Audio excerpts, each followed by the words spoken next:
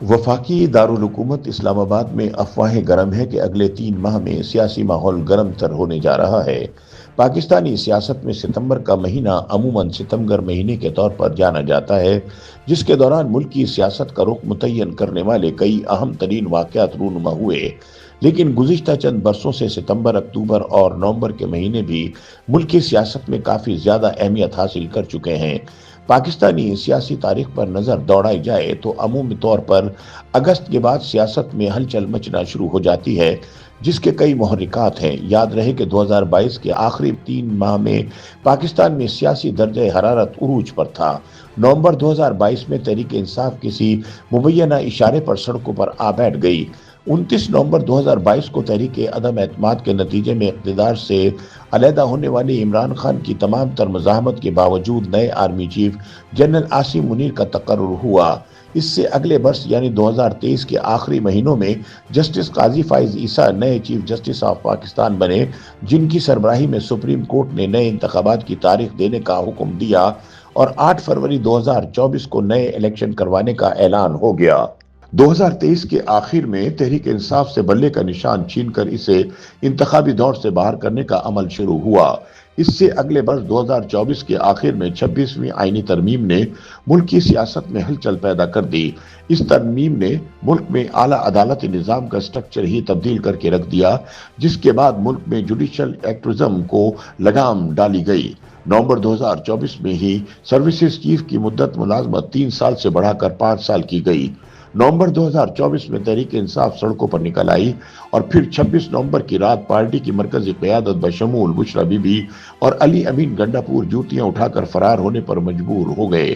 26 نومبر 2024 کو ہونے والے احتجاج کے دوران اسلام آباد میں شورش پیدا کرنے کی کوشش کی گئی، لہٰذا تحریک انصاف 26 نومبر کے احتجاج کے کیسز بھگت رہی ہے۔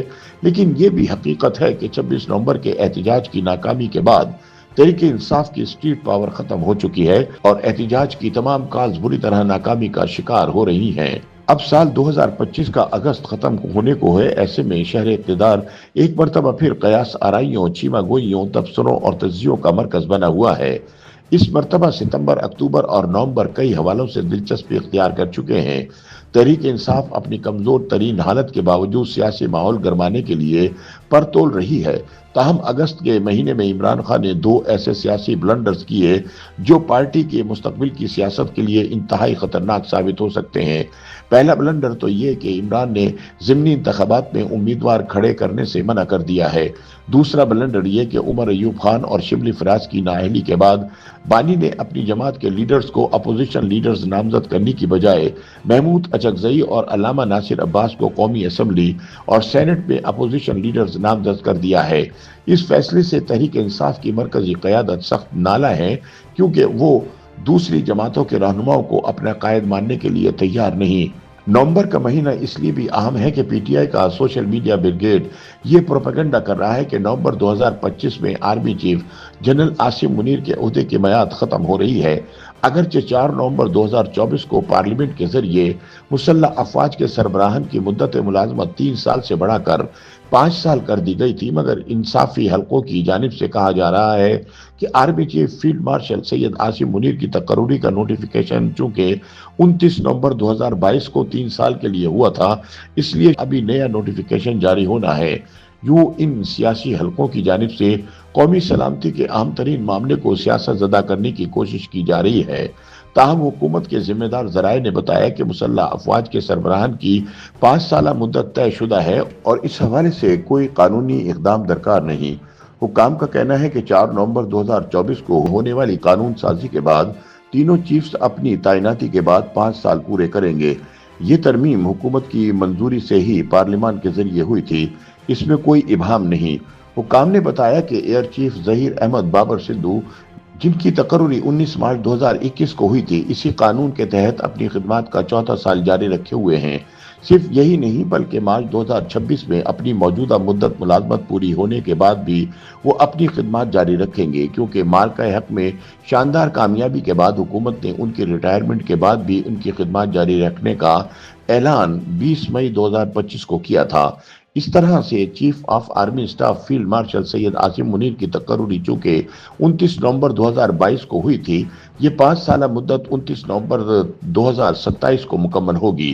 پارلیمان یہ اختیار حکومت کو دے چکی ہے کہ وہ سروسز چیف کی ریٹائرمنٹ کے بعد بھی ان کی خدمات کو جاری رکھنے کا فیصلہ کر سکتی ہے، جس میں عمر کی کوئی قدغن نہیں۔ یاد رہے کہ پاکستان آرمی ایکٹ 1952 میں ہونے والی ترمیم میں کہا گیا تھا کہ چیف آف آرمی سٹاف کی مدت ملازمت 5 سال ہوگی اور جنرل کی ریٹائرمنٹ کی عمر اور سروس کی حد کا اطلاق آرمی چیف کی تعیناتی، دوبارہ تعیناتی یا ایکسٹینشن پر نہیں ہوگا۔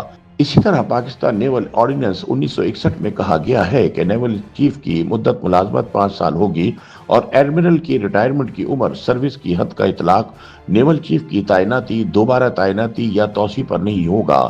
پاکستان ایئر فورس ایکٹ 1953 میں ہونے والی ترمیم میں کہا گیا ہے کہ ایئر چیف کی مدت ملازمت 5 سال ہوگی اور ایئر چیف مارشل کی ریٹائرمنٹ کی عمر اور سروس کی حد کا اطلاق ایئر چیف کی تعیناتی، دوبارہ تعیناتی یا توسیع پر نہیں ہوگا۔